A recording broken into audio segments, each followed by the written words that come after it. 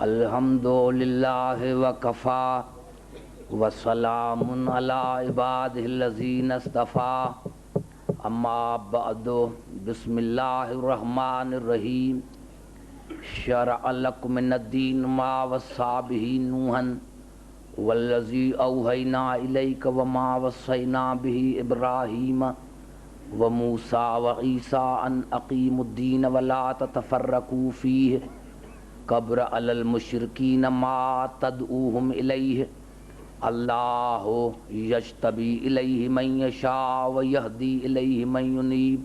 صلوات پڑھیں۔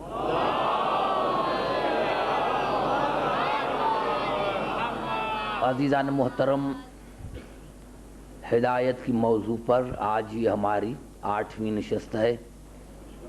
سورۃ شورى میں ارشاد خداوندی ہے کہ ہم نے دین میں تمہارے لیے شریعت کو قرار دیا اور اس کی وصیت ہم نے نوح کو کی، رسول کو ہم نے وحی کیا، اور اس سے قبل ہم نے ابراہیم، موسیٰ اور عیسیٰ کو وصیت کی کہ میرے دین کو برقرار رکھنا، اس کو ٹکڑے ٹکڑے ہونے نہ دینا، اور اللہ جس کو چاہتا ہے اس امر کے لیے منتخب کرتا ہے۔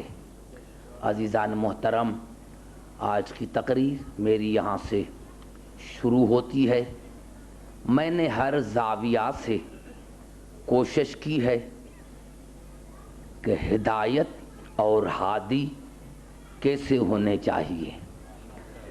آج ایک مختصر آیت سے شروع کرتا ہوں، ہدایت کا موضوع، اور اس زاویے سے آپ دیکھیں کہ اللہ کی نظر میں ہادی کون ہو سکتا ہے۔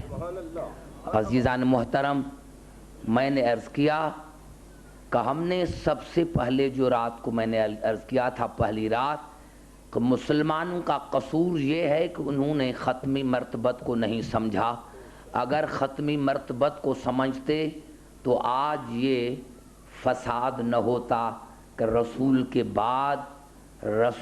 بعد رسول کا وارث کس کو ہونا چاہیے تھا۔ حالانکہ اللہ تبارک نے قرآن میں محمد آل محمد کا فضائل محفوظ رکھا اور دنیا کی کوئی طاقت اس کو مٹا نہیں سکتی۔ عزیزان محترم، ہم نے براہ راست کوشش کی خدا تک پہنچنے کی، لیکن اللہ نے ہمیں خود منع کیا کہ براہ راست میرے تک آنے کی کوشش نہ کرنا۔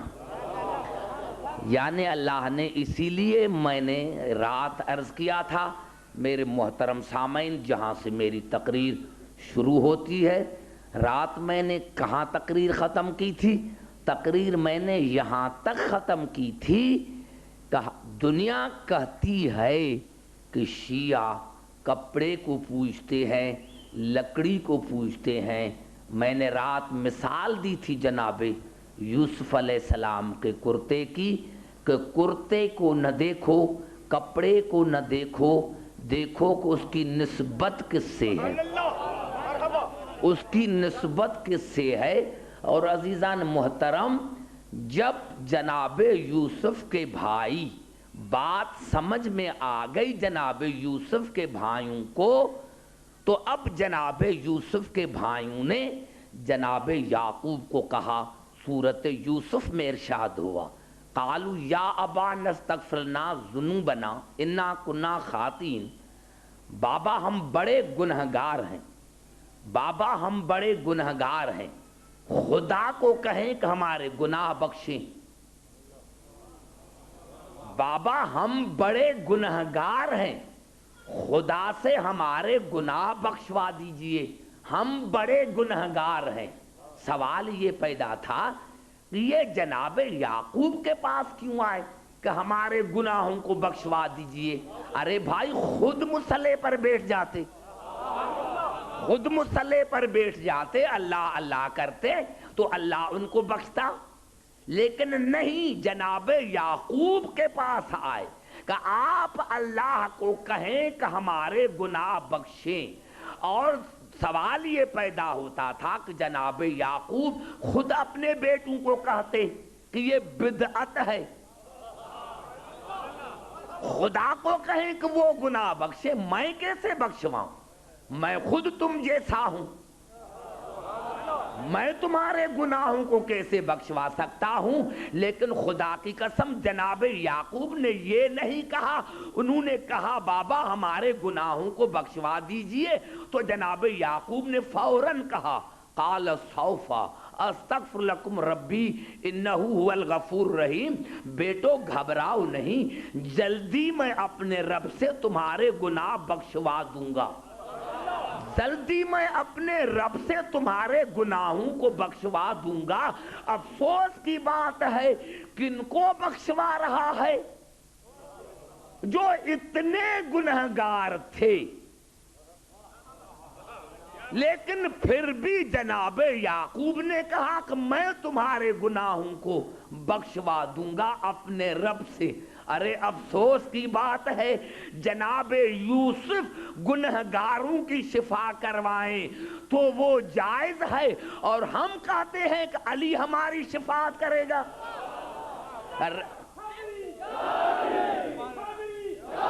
لیکن ایک بات جناب یعقوب نے جو کہی وہ ہے غور طلب، کہ میں تو گناہ بخشواؤں گا، لیکن جس کا آپ نے گناہ کیا ہے اس کے پاس جاؤ. سارے بات کرو تو آگے چلوں.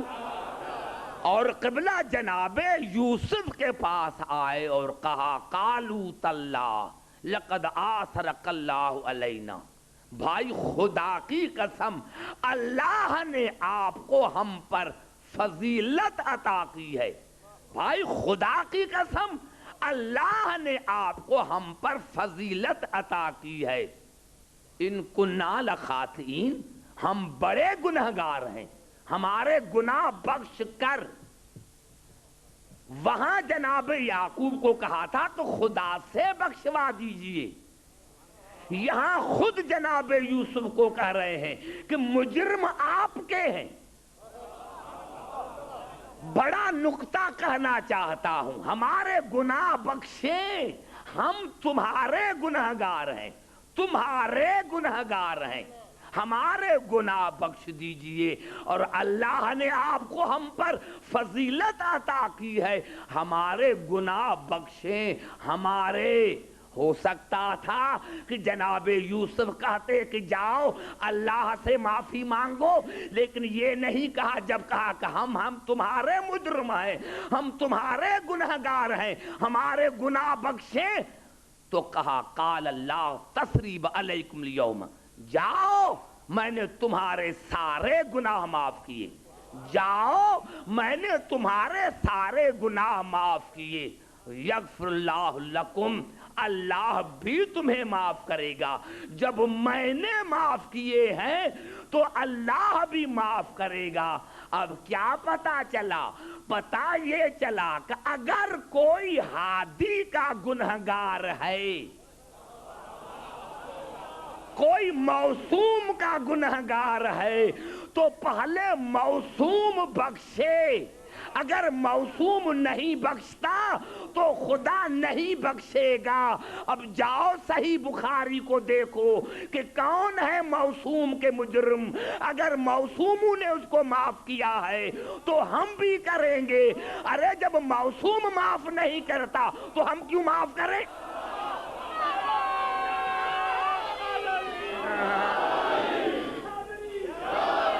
سمجھ میں آئی بات یہاں تک کہ موسوم معاف کرے. جب تک موسوم معاف نہیں کرتا خدا معاف نہیں کرتا. موسوم معاف کرے، اگر موسوم معاف نہیں کرتا تو خدا معاف نہیں کرتا.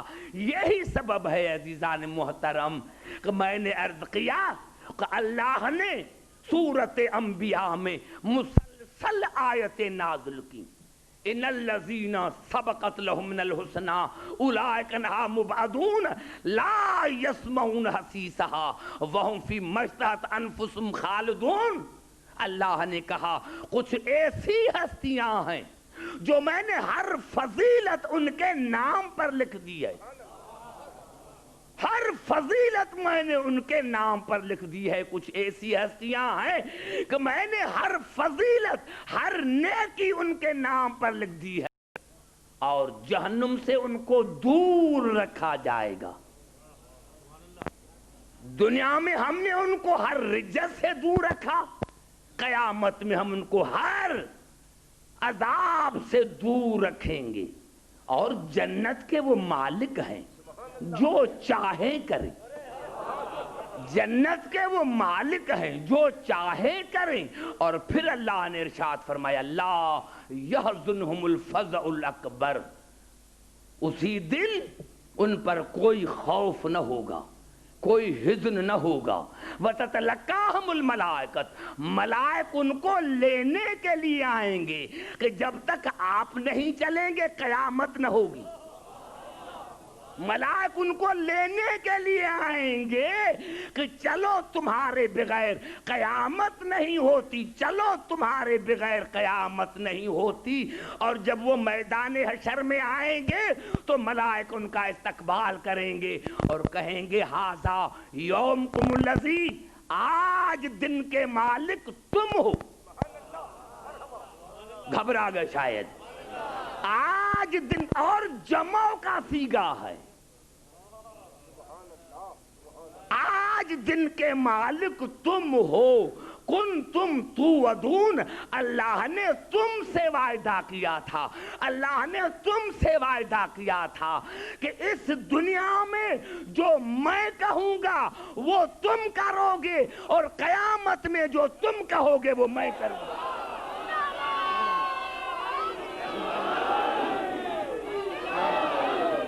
سمجھ میں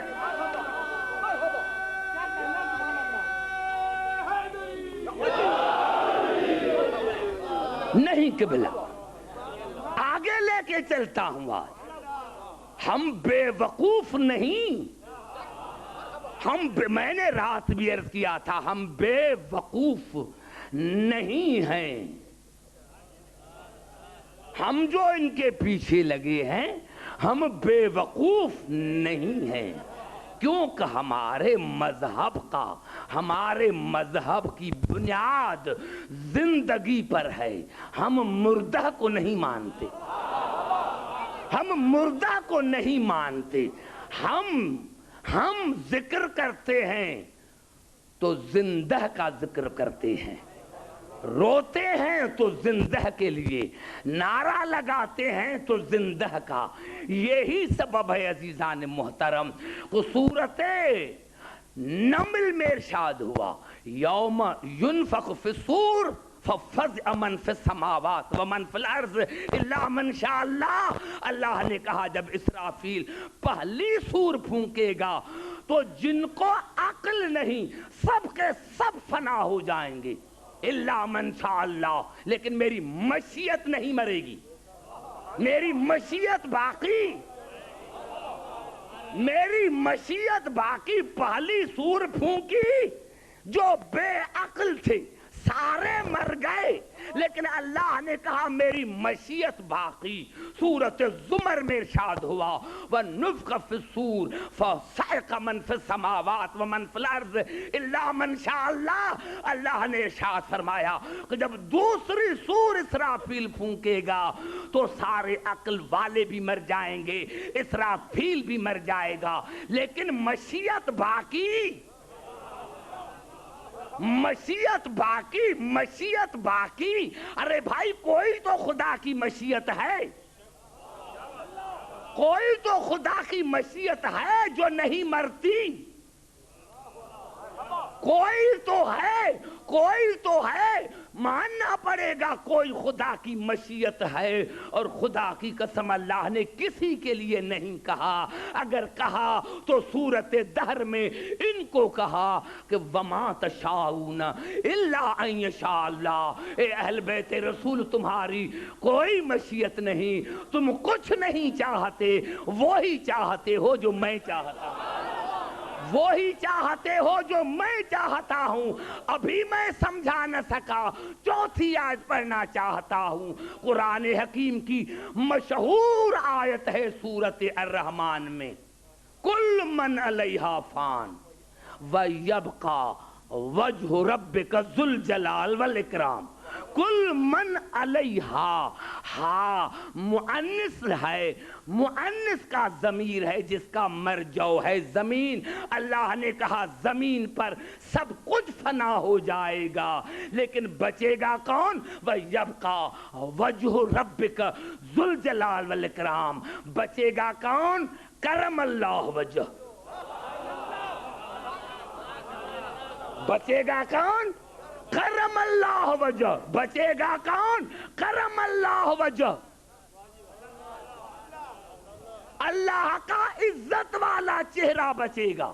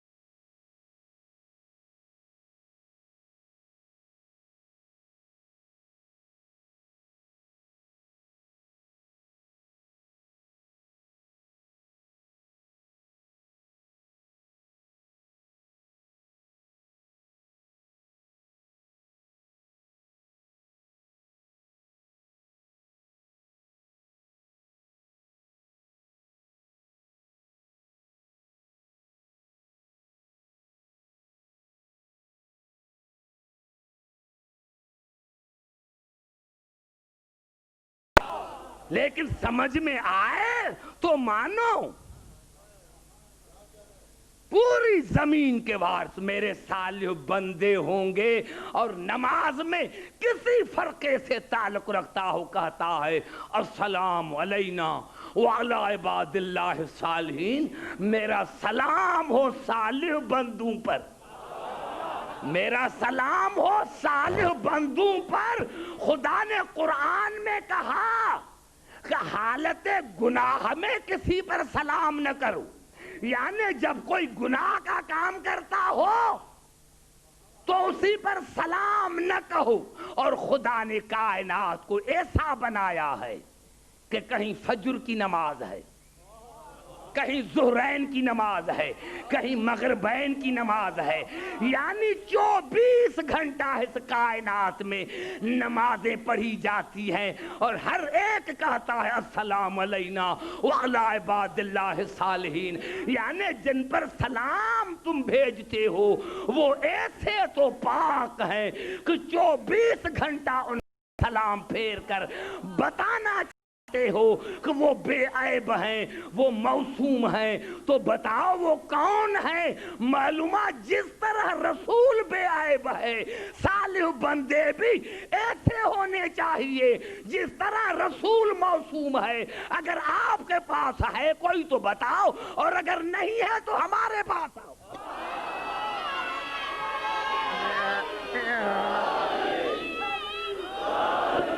سمجھ میں آ رہی ہے بات؟ نہیں, میں سمجھا نہیں سکا. پھر آگے چلتا ہوں. یہ آیت یہاں تک ختم نہ ہوئی, آیت آگے چلی. قرآن حکیم کی یہی فصاحت اور بلاغت ہے کہ ایک آیت کا جواب اللہ دوسری آیت میں دیتا ہے. ان فی ھذا لبلاغا لقوم عابدین. اللہ نے کہا کہ اس آیت میں میرا عابدین کے لیے پیغام ہے. گھبرا گئے؟ اس آیت میں عابدین کے لیے میرا پیغام ہے. کون سا پیغام ہے؟ کون سا پیغام ہے؟ مسلسل آیتیں ہیں سورۃ انبیاء کی, مسلسل آیتیں ہیں. اس آیت میں عابدین کے لیے میرا پیغام ہے. کون سا پیغام ہے؟ وما ارسلناک الا رحمت للعالمین. میرا پیغام یہ ہے کہ میرے حبیب میں نے آپ کو عالمین کے لیے رحمت کر کے بھیجا. اب سار بات کرو گے تو پھر پڑھوں گا آگے. میں نے تمہیں عالمین کے لیے رحمت بنا کر بھیجا, عالمین کی طرف رحمت بنا کر بھیجا, عالمین کی طرف رحمت بنا کر بھیجا.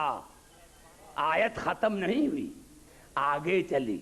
قل انما, میرے حبیب کہہ دو, قل انما یوحا الیہ انما الہکم الہ واحد فہل انتم مسلمون. میرے حبیب کہہ دو کہ اللہ ایک ہے. آپ اعلان کریں میری وحدانیت کا, آپ اعلان کریں میری وحدانیت کا, آپ اعلان کریں. ارے پورے قرآن میں اللہ نے اپنی وحدانیت کا اعلان نہیں کیا. جب بھی کہا تو رسول کو قل هو اللہ احد. میرے حبیب آپ اعلان کریں کہ اللہ ایک ہے, آپ اعلان کریں کہ اللہ ایک ہے.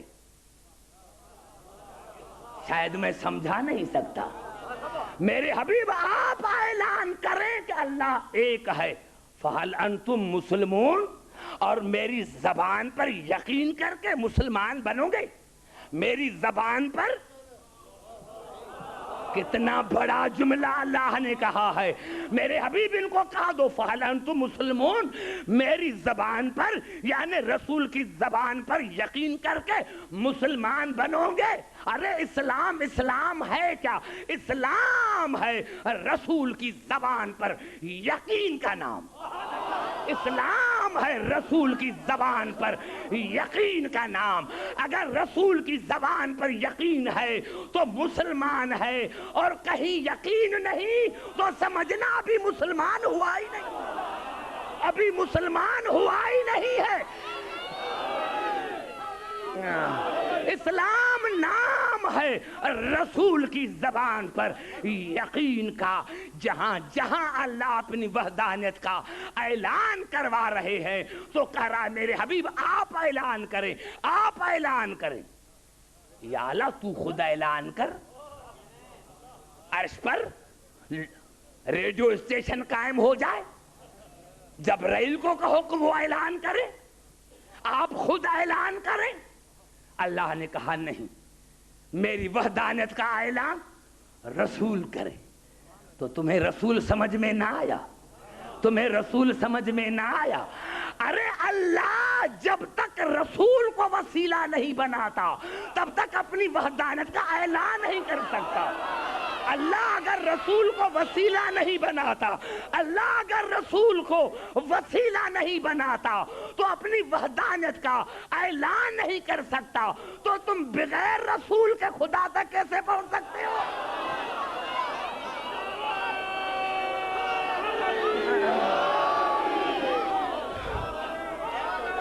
نعرہ حیدری.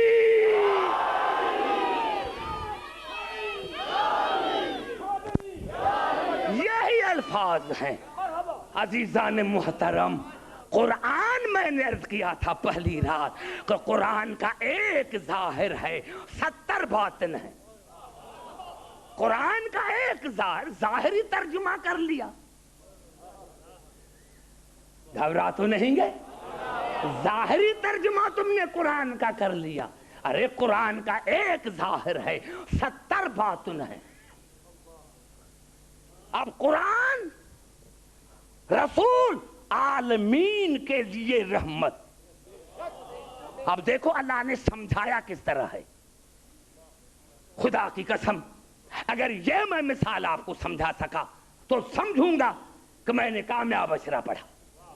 یہ الفاظ ہیں سورۃ الفرقان کے. وَهُوَ الَّذِي أَرْسَلَ الرِّيَاحَ بُشْرًا بَيْنَ يَدَيْ رَحْمَتِهِ وَأَنزَلْنَا مِنَ السَّمَاءِ مَاءً طَهُورًا. اللہ نے کہا خدا وہ ہے, خدا وہ ہے جو پہلے ہواؤں کو بھیجتا ہے. خدا وہ ہے جو پہلے ہواؤں کو بھیجتا ہے کہ جاؤ جا کر خوشخبری دو کہ ہمارے پیچھے رحمت آ رہی ہے. اب میں دیکھوں کس قدر مجھے فالو کرتے ہو.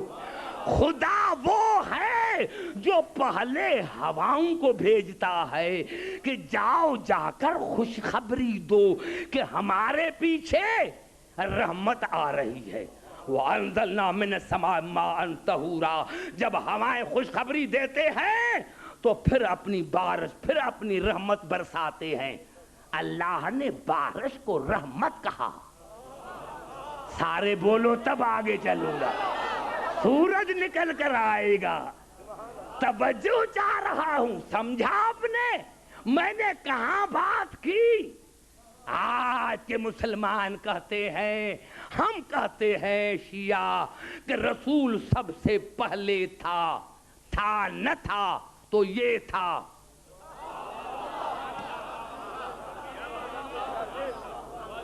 تھا نہ تھا تو یہ تھا. میں کیا کروں؟ خود رسول نے کہا اول ما خلق اللہ, یہ مبتدا ہے.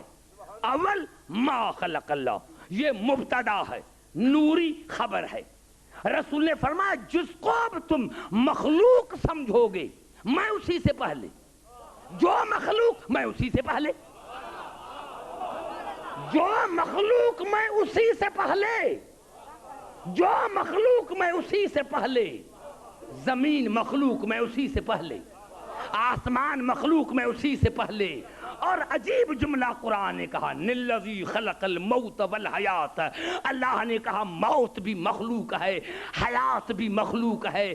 رسول نے فرمایا میں حیات سے پہلے, میں موت سے پہلے. ارے مرے وہ جو موت کے بعد آئے. نعرہ حیدری.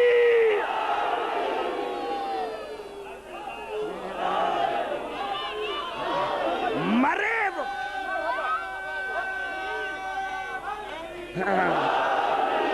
یہ موت پہلے، یہ حیات سے پہلے، تو دنیا کہتی ہے یہ پہلے تھا تو بعد میں کیوں آیا؟ جب تھا پہلے تو بعد میں کیوں آیا؟ ابھی نہیں سمجھا کہ یہ ہے رحمت۔ اللہ نے کیا کہا؟ وَهُوَ الَّذِي أَرْسَلَ الرِّيَاحَ بُشْرًا بَيْنَ يَدَيْ رَحْمَتِهِ وَأَنزَلْنَا مِنَ السَّمَاءِ مَاءً طَهُورًا۔ خدا وہ ہے جو ہواؤں کو بھیجتا ہے کہ جاؤ خوشخبری دو، تاکہ ہمارے پیچھے رحمت آ رہی ہے، پیچھے رحمت آ رہی ہے۔ آدم سے لے کر عیسیٰ تک ساری ہوائیں تھی، ساری ہوائیں تھی۔ ہر نبی آیا اپنی امت کے پاس کہ ہمارے پیچھے رسول آ رہا ہے، ہمارے پیچھے رسول آ رہا ہے۔ 1,24,000 نبی ہوائیں ہیں، رحمت رسول رحمت ہے۔ نعرہ حیدری،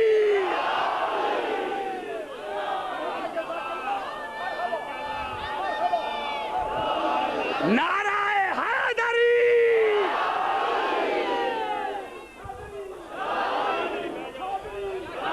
سمجھ میں آئی بات؟ یہ ہوائیں ہیں، رسول رحمت ہے، رسول رحمت ہے۔ ارے بھائی رحمت ہے رسول، بارش بھی رحمت ہے، رسول بھی رحمت ہے، بارش بھی رحمت، رسول بھی رحمت۔ وہی بارش اگر پھولوں پر پڑ جائے تو خوشبو، وہی بارش گندگی پر پڑ جائے تو پہلے گندگی کا منہ بند تھا، جیسے ہی رحمت آئی تو منہ کھلا، بدبو ظاہر ہوئی۔ توجہ چاہ رہا ہوں عزیزان محترم، پہلے بارش تو وہی رحمت ہے جو پھولوں پر پڑی، وہ بھی رحمت، جو گندگی پر پڑی وہ بھی رحمت۔ اب یہ تو ہر ایک کا ظرف ہے۔ نعرہ حیدری،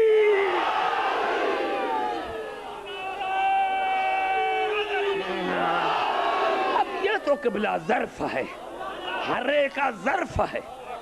پھولوں پر پڑی تو خوشبو آئی، کوئی سلمان بن گیا، کوئی ابو ذر بن گیا، کوئی عمار یاسر بن گیا، اور ان پر پڑی تو پہلے منہ بند تھا، اور جب پڑی تو پھر ہذیان کہا۔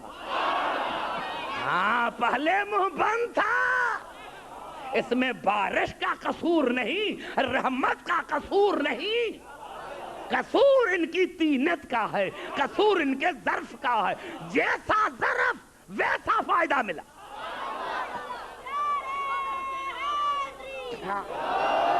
یہی ہے، مجھے 4 حدیثیں پڑھنے دو ابن ماجہ سے جو سیاستہ میں شامل ہے، اور نہیں جو سیاستہ میں شامل ہے اس میں پہلی حدیث رسول کی، ما ازلت الخضراء ولا قلت الغبراء من ذی لہجت اصدق اوفا من ابی ذر شبہ عیسی ابن مریم۔ رسول نے فرمایا کہ میں نے زمین اور آسمان کے درمیان ابو ذر سے زیادہ کسی کو صادق نہیں پایا، کسی کو وفادار نہیں پایا۔ اور رسول نے فرمایا اگر عیسیٰ کی زیارت کرنی ہو تو میرے ابو ذر کی زیارت کرو، اگر عیسیٰ کی زیارت کرنی ہو تو میرے ابو ذر کی زیارت کرو۔ ایک کھڑا ہو گیا اور کہا یا رسول اللہ افتعرف ذالک لہو، یا رسول اللہ آپ ابو ذر کو ایسا جانتے ہیں؟ فقال نعم، کہا ہاں، فعرفو، آپ بھی اس کو ایسے جانیں، گھبرا نہ جانا، میں دیکھوں گا کہ میری محنت جو ہے وہ کس طرح کامیاب ہوتی ہے۔ کس نے فرمایا؟ رسول نے ابو ذر کے لیے کہ میں نے زمین اور آسمان کے درمیان ابو ذر سے زیادہ کسی کو نہ صادق پایا نہ وفادار پایا. اور اگر کسی کو عیسیٰ دیکھنا ہو تو میرے ابو ذر کو دیکھے. پہلی حدیث. دوسری السلمان منا اہل البیت. سلمان اہل بیت کا ہے, ہمارا ہے. سلمان اہل بیت کا ہے. یہاں کہتا کافی ہے نہیں, من عرفہ کان مومنن, جس نے سلمان کو پہچانا وہ مومن ہے. ومن انکرہ کان کافرا, جس نے سلمان کو نہیں پہچانا وہ کافر ہے. توجہ چاہ رہا ہوں, بڑا لطف آئے گا. جس نے سلمان کو پہچانا مومن, جس نے سلمان کو نہیں پہچانا وہ کافر. تیسری حدیث ابن ماجہ کی.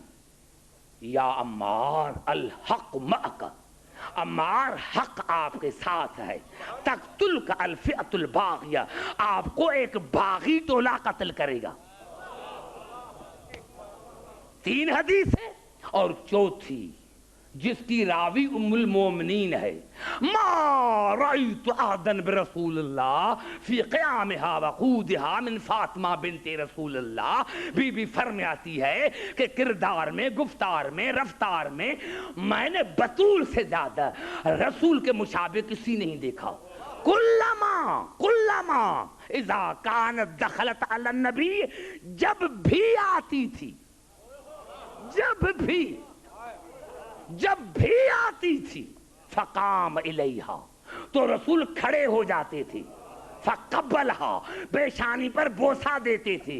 وَأَجْلَسَهَا عَلَى مَجْلِسِهِ, خود کھڑے ہو جاتے تھے اور بطول کو جگہ دیتے تھے. یہ 4 حدیثیں ہیں ابن ماجہ کی. کیا معنی, کیا مقصد؟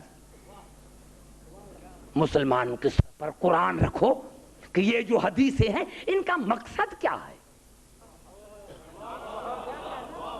میرے دوستوں سارے پڑھے لکھے ہو, اسی لیے میں نے یہ بات چھیڑ دی ہے. آج 4 حدیثیں میں نے اسی لیے پڑھی ہیں. اور مسلمانوں کے سر پر قرآن رکھو کہ ابن ماجہ میں ہیں تو ان کا مقصد کیا ہے. میرے دوستوں, میرے بزرگوں, میرے نوجوانوں, یاد رکھو رسول نے ابو ذر کی تعریف کر کے, عمار کی تعریف کر کے, سلمان کی تعریف کر کے, بطول کا استقبال کر کے دنیا کو بتایا کہ یہ 4 علی کی امامت کی علامتیں ہیں. تو کتنے خاموش ہو گئے, یعنی دماغ میں بات بیٹھ جاتی. یہ 4 علی کی امامت کی علامتیں ہیں. یہ 4 علی کی امامت کی علامتیں ہیں. مسلمانوں, میں دنیا سے چلا جاؤں تو لڑنا نہیں. ابو ذر کو دیکھو, ابو ذر کو دیکھو کہ ابو ذر کس کی بیعت کر رہا ہے, کیونکہ یہ ابو ذر کی نہیں عیسیٰ کی بیعت ہے. نعرہ حیدری.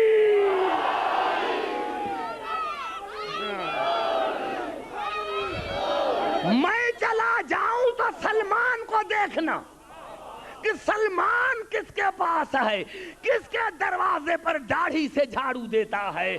ارے میں چلا جاؤں تو عمار کو دیکھنا کہ عمار کس کے پاس ہے. اور میں چلا جاؤں تو بطول کو دیکھنا کہ کس کی عزت کر رہی ہے, کس سے نفرت کر رہی ہے. بطول. سمجھ میں آئی بات یہاں تک عزیزان محترم؟ یہ 4 حدیثیں ہیں جو ابن ماجہ میں ہے. گھبرا تو نہیں گئے عزیزان محترم؟ پوری توجہ چاہ رہا ہوں. تو میں نے عرض کیا عزیزان محترم کہ رسول رحمت ہے, اور اللہ نے رسول کو مائے طاہر کہا. توجہ, بڑا جملہ کہنا چاہتا ہوں. رسول کو اللہ نے مائے طاہر, پاک پانی. رسول کا لقب ہے ابو طاہر, پانی کا باب, اور علی کا لقب ہے ابو تراب, مٹی کا باب. توجہ چاہ رہا ہوں, میرے قریب آ کر بات کرو میرے دوستوں. زبان سے تھوڑا بات، زبان منہ کھولو تو بات کروں، سمجھ میں آ رہی ہے بات؟ رسول کا لقب کیا ہے؟ ابو طاہر، پانی کا باپ، آسمانوں کا باپ، کیونکہ اللہ نے رسول کو کہا لولا کلمہ خلقت الافلاک، میرے حبیب آپ نہ ہوتے تو آسمان نہ ہوتے۔ کسی حدیث میں آپ کو یہ نہیں ملے گا کہ میرے حبیب آپ نہ ہوتے تو زمین اور آسمان نہ ہوتا، نہیں، آپ نہ ہوتے تو آسمان نہ ہوتے۔ میرے حبیب نور کے ہیں دو حصے، آپ ہیں آسمانوں کے باپ، علی ہے زمین کا باپ۔ توجہ چاہ رہا ہوں، بڑا لطف آئے گا۔ رسول ہے آسمانوں کے باپ، علی ہے زمین کے باپ۔ اب دنیا کہتی ہے میرے دوستو رسول کیسے گیا معراج میں، جوتی سمیت کیسے گیا؟ بے وقوفا، آسمان رسول کی ملکیت ہے، آسمان رسول کا گھر ہے، وہ اس کا گھر ہے، جیسے چاہے ننگے پاؤں جائے یا جوتی سمیت جائے، اور زمین ہے علی کا گھر، چاہے ابو طالب کے گھر میں آئے چاہے کعبے میں آئے۔ نعرہ حیدری! اور سب کو رسول نے کہا سدو ابوابکم، سدو ابوابکم الا علی، سب کا سب دروازے بند کرو مسجد میں علی کے سوا، سب کا سب دروازے بند کرو۔ ارے کیوں دروازے بند کرا، علی کا کھلا کیوں رکھا؟ ارے علی زمین کا مالک ہے، علی زمین کا مالک ہے، جہاں سے چاہے جہاں سے آئے، اور سب کا دروازے بند کرے۔ مسلمان کے سر پر قرآن رکھو کہ ہے یا نہیں؟ ارے جن کے دروازے ہی بند ہیں ان کے دروازے پر ہم جائیں کیوں؟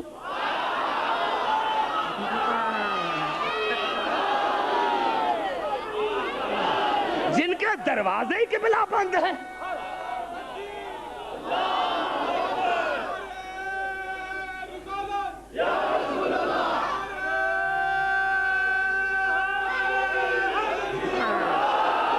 جن کے دروازے ہی بند ہیں ان کے دروازے پر فائدہ کیا جانے کا؟ دروازہ ہی بند ہے تو ہم جائیں کیوں؟ یہی سبب عزیزان محترم کہ رسول کا لقب ابو طاہر، آسمانوں کا باپ، پانی کا باپ، علی مٹی کا باپ۔ اب یہ میرے الفاظ ہیں جو ابھی میں کہنا چاہتا ہوں۔ میں نے عالم تصور میں سوچا یا اللہ ایسے ہونے چاہیے تھا کہ علی کا لقب ہونے چاہیے تھا ابو طاہر، آسمانوں کا باپ، پانی کا باپ، اور رسول کا لقب ہونا چاہیے تھا ابو تراب۔ یہ ابو تراب ہمارے کتابوں میں صحیح بخاری میں ہے، صحیح بخاری میں ہے کہ علی کا لقب ابو تراب ہے۔ یا اللہ ایسے ہونے چاہیے تھا کہ علی کا لقب ہونا چاہیے تھا ابو طاہر، پانی کا باپ، اور رسول کا لقب ہونے چاہیے تھا ابو تراب، مٹی کا باپ۔ تو کیا ہوتا؟ شاید اللہ جواب دے کہ عبدالحکیم اگر رسول کا لقب ابو تراب ہوتا تو مسلمان تمہیں کہتے ارے بھائی ہم علی علی کیوں کریں، کھاتے تو رسول کا ہیں، علی کا تھوڑے کھاتے ہیں۔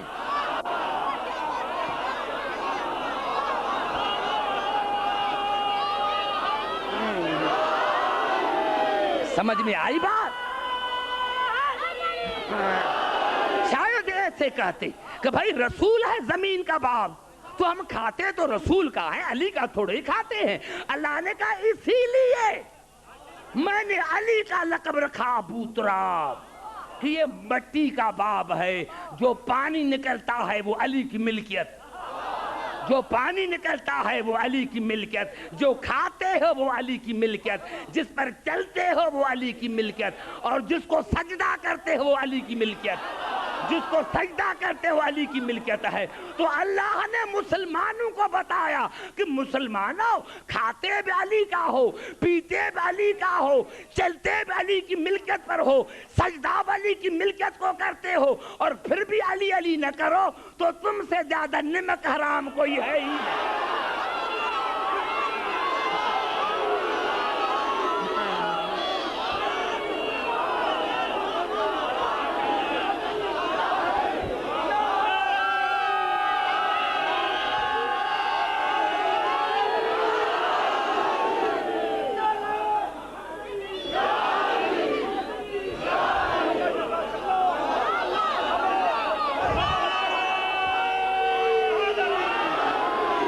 سمجھ میں آئی بات؟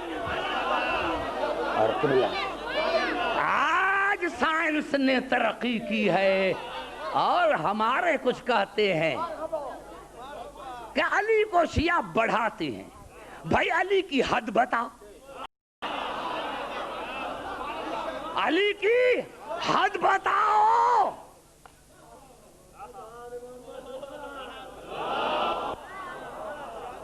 یہاں تیل نکلتا ہے, یہاں سونا نکلتا ہے, اور اللہ نے خود قرآن میں کہا ان تعدوا نعمت اللہ لا تحصوها. میں نے تمہیں اتنی نعمتیں عطا کی ہیں جس کا تم احسان نہیں کر سکتے. یعنی اللہ نے زمین پر اتنی اللہ نے ہمیں نعمتیں عطا کی ہیں تو کوئی اس کا احسان نہیں کر سکتا زمین پر. جب آج تک ہم نے تراب کو نہیں سمجھا تو ابو تراب کو کیا سمجھیں گے؟ جب آج تک ہم نے تراب کو نہیں سمجھا, اور اللہ کو غصہ کیوں آیا تھا؟ حالانکہ اللہ غصے سے پاک ہے.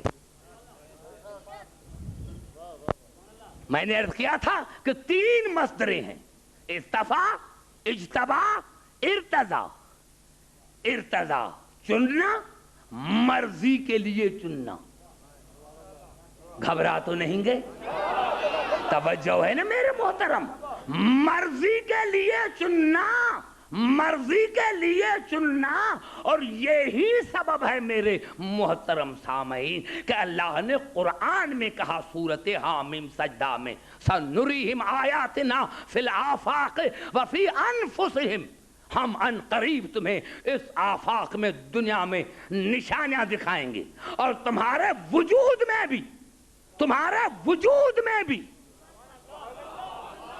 تمہارے وجود میں جہاں جہاں آواز جا رہی ہے علماء کرام موجود ہیں. افسوس کی بات ہے کہ دیر سے پہنچے.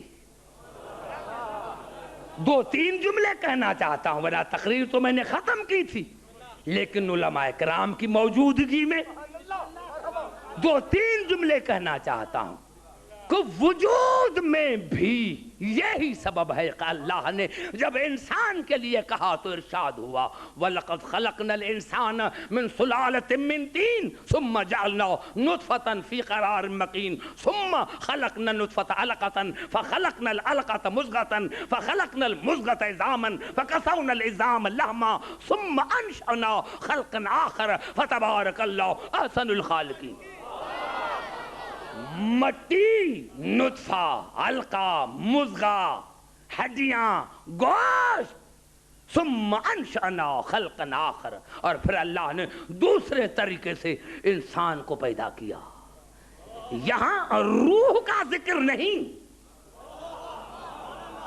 یہاں روح کا ذکر نہیں, بوتے کا ذکر ہے.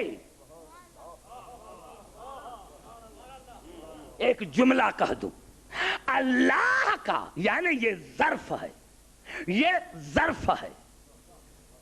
وَيَسْأَلُونَكَ عَنِ الرُّوحِ, آپ سے پوچھتے ہیں کہ روح کیا ہے؟ قُلِ الرُّوحُ مِنْ أَمْرِ رَبِّي, کہہ دو کہ روح امر ربی ہے. روح امر, اب 2 ملے آپس میں, ہر چیز کو ظرف کی ضرورت ہے. روح مظروف ہے. زبان سے باتیں کرو تو آگے چلے. روح مظروف ہے, جسم ظرف ہے. دونوں میرے دوستو اللہ کا تعلق روح سے ہوتا ہے کہ روح رہے. ہو سکتا ہے کہ کبھی روح کو غیرت آ جائے اور مجھے سجدہ کرے, یعنی روح مظروف ہے. ہر شے کو ضرورت ہے ظرف کی. نبوت کو بھی ضرورت ہے ظرف کی, ولایت کو بھی ضرورت ہے ظرف کی. یہی سبب ہے جو دنیا کو محمد آل محمد سمجھ میں نہیں آیا.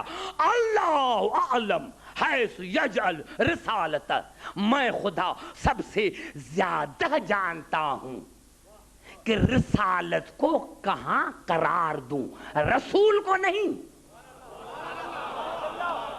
میں خدا سب سے زیادہ جانتا ہوں کہ رسالت کو کہاں رکھوں، رسالت کو کہاں قرار دوں۔ کیا مانے؟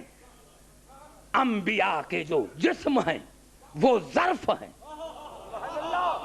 رسالت، امامت، ولایت یہ مظروف ہیں۔ ہم ایمان رسالت پر لے کر آتے ہیں، ہم نے رسالت کو دیکھا نہیں۔ رسالت دیکھنے کی چیز نہیں، ولایت دیکھنے کی چیز نہیں۔ ہم ایمان لے کر آتے ہیں رسالت پر، ولایت پر، امامت پر۔ ارے رسالت ہے مظروف، انبیاء کے جسم ہیں ظرف نہیں۔ میں آپ کو سمجھا نہ سکا، پھر مثال دیتا ہوں۔ ہے کوئی ایسا مسلمان جو کہے کہ رسالت نجس ہے؟ رسول سے عیب نکالیں گے، رسالت سے نہیں۔ توجہ چاہ رہا ہوں، اگر یہ دو باتیں سمجھ میں آ جائیں۔ ارے ایمان سے بتاؤ، تم قرآن کہاں رکھتے ہو؟ جو پاک چیز ہو، پاک چیز پر رکھتے ہو، پاک جگہ پر رکھتے ہو۔ اور اگر اس کو کپڑا بھی لپیٹنا چاہتے ہو تو پاک، کیونکہ کپڑا ہے ظرف، جگہ ہے ظرف۔ کیا میں سمجھاؤں تمہیں؟ نہیں سمجھ میں آیا؟ ارے تمہیں قرآن کے لیے خیال ہے کہ جہاں رکھے وہ پاک ہو، جو کپڑا اوڑھے وہ پاک ہو، تو جس جگہ اللہ نے رسالت کو رکھی ہوگی وہ گندگی ہوگی۔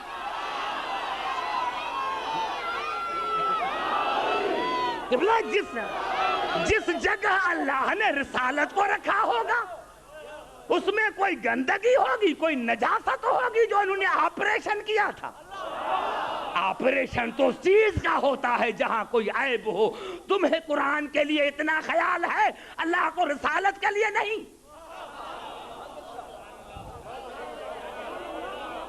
سمجھ میں آئی بات عزیزان محترم؟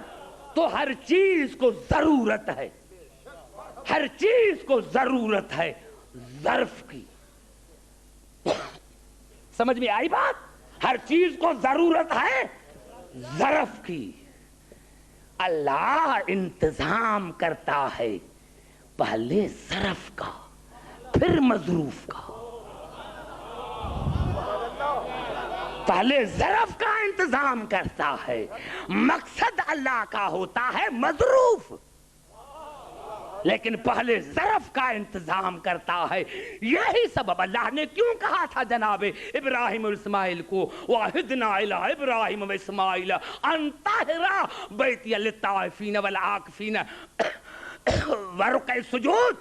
ہم نے وعدہ لیا ابراہیم اور اسماعیل سے کہ میرے گھر کو پاک رکھو، میرے گھر کو پاک رکھو، میرے گھر کو پاک رکھو۔ یہ اللہ نے کیوں کہا تھا کہ میرے گھر کو پاک رکھو؟ کیونکہ کعبہ تھا ظرف۔ اللہ کو پتا تھا کہ جو مظروف آنے والا ہے وہ اسی سے پاک ہے۔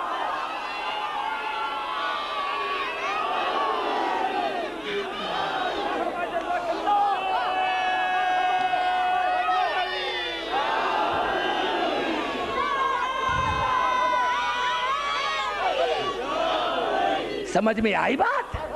تو یہ روح، یہ جسم دونوں کٹھے، ایک غائب ایک ظاہر۔ اب ایمان سے بتاؤ کہ غائب ظاہر کی وجہ سے باقی ہے یا ظاہر غائب کی وجہ سے؟ سمجھ میں نہیں آئی بات؟ یعنی ایمان سے بتاؤ کہ یہ ظاہری جسم غائب روح کی وجہ سے باقی ہے یا غائب ظاہر کی وجہ سے باقی ہے؟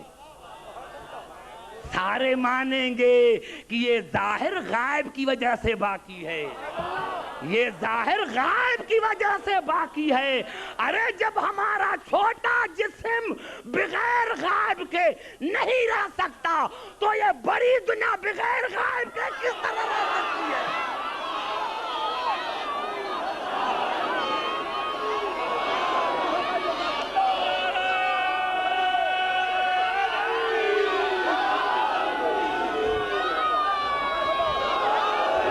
اور سمجھ میں آ گئی بات؟ اور اس غائب کی تعریف کیا ہے؟ یہاں دبئی میں سوئے، کبھی دیکھ رہے ہو کہ کبھی دیکھ رہے ہو کہ پاکستان میں گھوم رہے ہیں، کبھی دیکھ رہے ہو کہ لندن میں گھوم رہے ہیں۔ یہ لندن میں کون گیا ہے؟ یہ لندن میں امر ربی گیا ہے، یہ جو گھوم رہا ہے۔ لیکن یہاں آپ کو مچھر نے کاٹا، فوراً پہنچ گیا۔ ارے یہ روح تو امریکہ میں تھا، یہ روح تو لندن میں تھا، فوراً تمہیں مچھر نے کاٹا اور روح پہنچ گیا۔ کسی کو اعتراض ہے؟ کسی کو اعتراض ہے؟ ارے پھر بھی علی سمجھ میں نہیں آتا۔ تمہارا امر یہ ہے، تمہارا امر یہ ہے کہ خدا جانے امریکہ میں تھا، مچھر نے کاٹا تو فوراً پہنچ گیا۔ جب امر کا یہ حال ہے تو اول الامر کا کیا حال ہے؟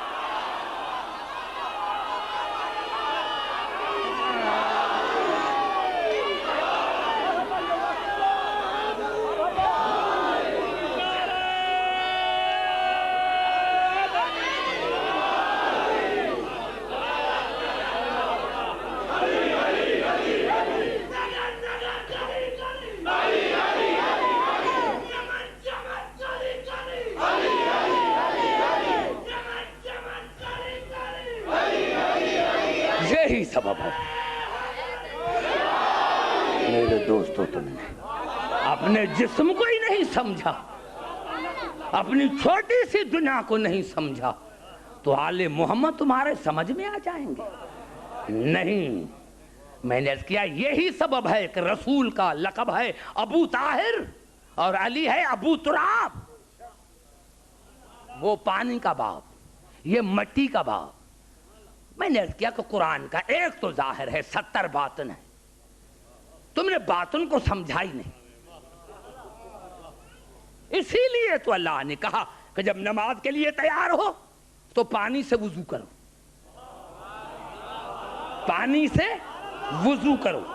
فَلَمْ تَجْدُوا مَاءً، اگر پانی نہ ملے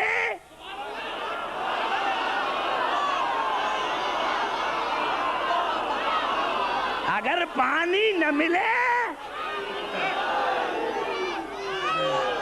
فَتَيَمَّمُوا صَعِيدًا طَيِّبًا، تو پاک مٹی پر تیمم کرو۔ پانی کا جانشین ہے مٹی۔ ارے ابھی بھی جانشین سمجھ میں نہ آیا، ابھی بھی جانشین سمجھ میں نہیں آیا۔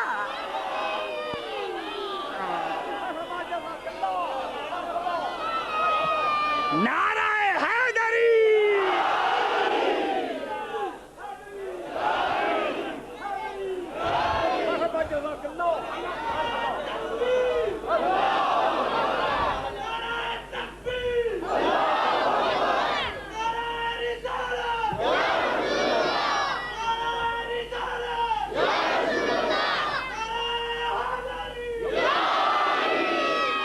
ہاں، عزاداران حسین ان کو سمجھ میں نہ آیا۔ اگر سمجھ میں آتا، میں نے عرض کیا تھا کہ ان کو دین اسلام مفت میں مل گیا، مفت میں مل گیا، اسی لیے ان کا قدر نہیں ہے۔ ارے کسی مسلمان کی بیٹی دربار میں جاتی تو پتہ لگتا، کسی مسلمان کی بیٹی کے ہاتھوں میں رسے پڑتے تو پتہ لگتا۔ ہاں، دربار میں گئی تو علی کی بیٹیاں، عزاداران حسین، میں ایک جملہ کہوں اور اسی پر گفتگو ختم کروں۔ خدا کی قسم، کربلا میں تمام سید زادیاں تو نہیں تھی، کربلا میں تمام بیبیاں سید زادیاں تو نہیں تھی۔ ارے اکبر کی ماں سید زادی تو نہیں تھی، اصغر کی ماں سید زادی تو نہیں تھی، لیکن تاریخیں بتاتی ہیں کہ شب عاشور حسین نے خیموں کا معائنہ کیا۔ ہاں قبلہ، یہ میرے الفاظ ہیں، معاف کرنا، یہ میرے الفاظ ہیں۔ میں کبھی کبھی سوچتا ہوں کہ یا اللہ آپ نے اسماعیل کو بچا لیا، اسماعیل کو بچا لیا، تو کبھی کبھی میں سوچتا ہوں تو ایک بات میرے ذہن میں آتی ہے کہ ہو سکتا ہے کہ یہی جواب مجھے ملے کہ عبدالحکیم واقعی ابراہیم اپنے کردار میں لاجواب تھا، لیکن ابھی ماں کا دل اتنا نہیں تھا جو بیٹے کی لاش دیکھ سکے، ماں کا دل ابھی اتنا نہیں تھا کہ وہ بیٹے کی لاش کو دیکھ سکے۔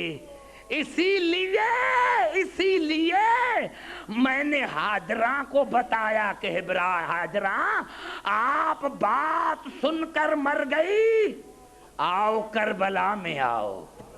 ہر بی بی یہی کہہ رہی ہے کہ خدا کرے کل صبح سب سے پہلے میرے بیٹے کی لاش آئے، سب سے پہلے میرے بیٹے کی لاش آئے۔ جہاں بھی حسین گئے ہر بی بی کی یہی دعا، یا اللہ سب سے پہلے میرے بیٹے کی لاش آئے۔ اور وہی حسین جب رباب کے خیمے کے دروازے پر آئے، ہاں عزاداران حسین حالت دیکھی کہ بی بی رو رہی ہے اور کہہ رہی ہے ہاں میری قسمت، ہاں میری قسمت۔ حسین نے پوچھا رباب قسمت کو رو رہی ہو؟ کہا مولا کل ہر بی بی اپنا بیٹا قربان کرے گی، میرا بیٹا تو گھٹنوں پر بھی چل ہی نہیں سکتا، مولا اگر گھٹنوں پر چل سکتا تو میں اس کو کربلا کے میدان میں خود لے کے جاتی، مولا یہ اتنا چھوٹا ہے کہ گھٹنوں پر بھی چل نہیں سکتا، کل میں میدان حشر میں بطول کو منہ کیا دکھاؤں گی؟ حسین کو اس ادا پر پیار آ گیا اور کہا رباب گھبراؤ نہیں، اگر اصغر کی قربانی اکبر سے بڑھ نہ جائے تو مجھے حسین کا نہ مانا، رباب قیامت تک تیرے بیٹے کے نام پر سبیلیں لگیں گی، یہ اصغر کی سبیل ہے، یہ اصغر کی سبیل ہے۔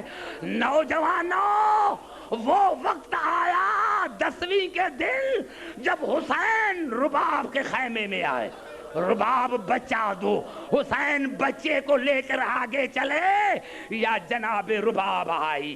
تاریخ میں ملتا ہے کہ 2 ہستیاں ساتھ ہیں، ایک حسین ایک زینب، 2 اصغر مجھے دو، اصغر کو لیا 2 قدم آگے چلے، کہا مولا 2 منٹ کے لیے مجھے دو، کہا دل نہیں چاہتا، مولا دل چاہ رہا ہے۔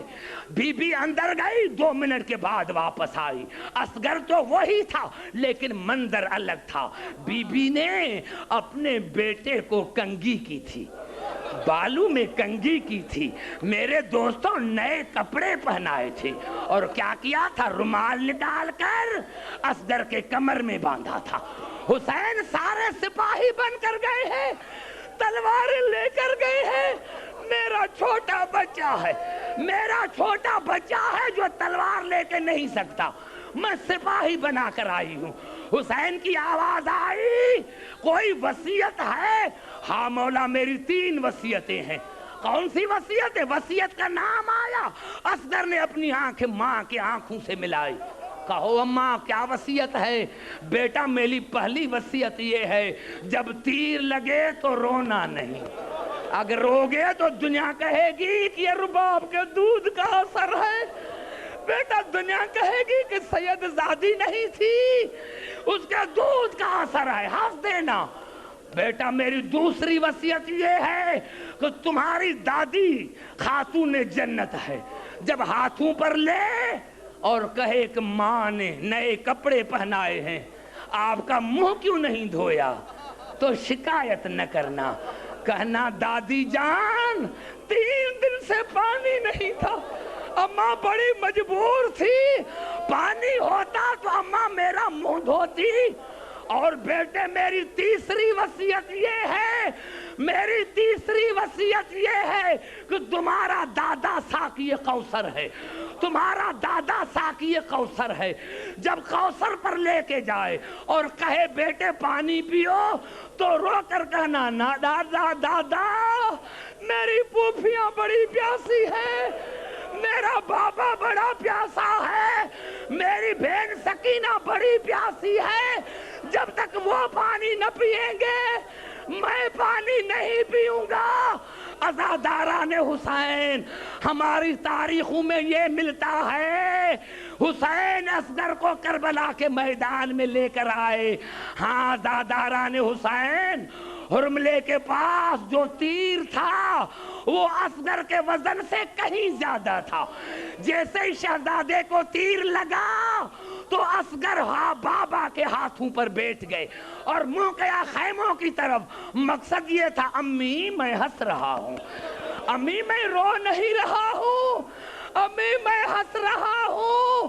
عزاداران حسین، آج کے الفاظ میں یہیں پر ختم کرنا چاہتا ہوں۔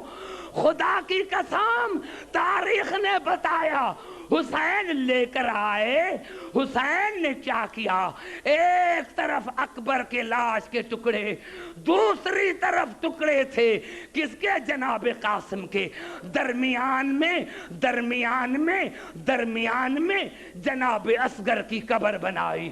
بی بی رباب جب آئی تو اصغر کی قبر پر آئی، ایک ہاتھ اصغر کا اکبر کا اٹھا کر اصغر کی قبر پر رکھا، ایک ٹکڑا اٹھا کر اصغر کی قبر پر رکھا، اور آہستہ آہستہ کا اکبر بیٹے قاسم بولتے بھائی چھوٹا ہے خیال رکھنا، بھائی چھوٹا ہے خیال رکھنا۔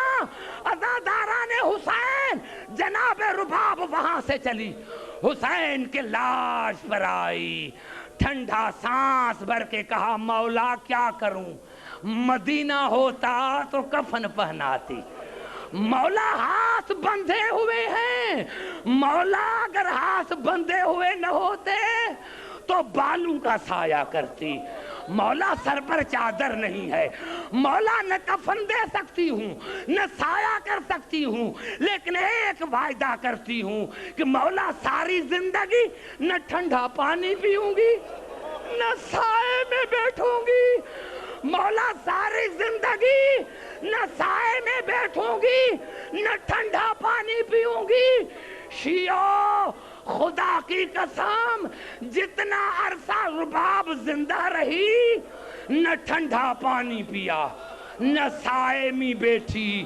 ارے شام سے کربلا میں آئی، جب کہا کہ چلو مدینے تو بی بی نے عجیب جملہ کہا، میرا مدینے میں ہے کون؟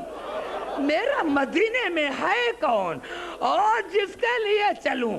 امام کے حکم سے مدینے میں آئی۔ بہت عرصہ گزر گیا، ایک مرتبہ آندھی یا بارش آئی، پھپھیو نے سید سجاد کو کہا جاؤ ماں کو اندر لے کر آؤ۔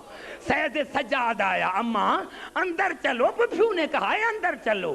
جناب رباب نے رو کر کہا بیٹے ایسے نہ کہو، میں آج بھی دیکھ رہی ہوں کہ میرے مولا کی لاش دھوپ میں پڑی ہے، بیٹے ایسے نہ کہو، میں آج بھی دیکھ رہی ہوں کہ میرے مولا کی لاش دھوپ میں پڑی ہے۔ تو سید سجاد نے کہا آج میں عابد کی حیثیت میں نہیں، امام کی حیثیت میں کہتا ہوں۔ میرے دوست امام کا نام آیا، بی بی نے ہاتھ اٹھائے، یا اللہ ایک امام سے وعدہ کر کے آئی ہوں کہ ساری زندگی سائے میں نہ بیٹھوں گی، دوسرا امام کہہ رہا ہے کہ سائے میں چلو، بس یہ الفاظ کہنے تھے۔ یا جناب سید سجاد نے پھپھیوں کو بلایا، پھپھی اماں ادھر آؤ، اماں جا رہی ہے، پھپھی اماں ادھر آؤ، اماں جا رہی ہے۔ سید سجاد نے کہا ہاں اماں جا رہی ہو، بیٹے تمہارے امامت کی گواہی دے کر جا رہی ہوں، لیکن ایک کام کرنا، ٹھنڈے پانی سے غسل نہ دینا۔ اللہ لعنت اللہ علی القوم۔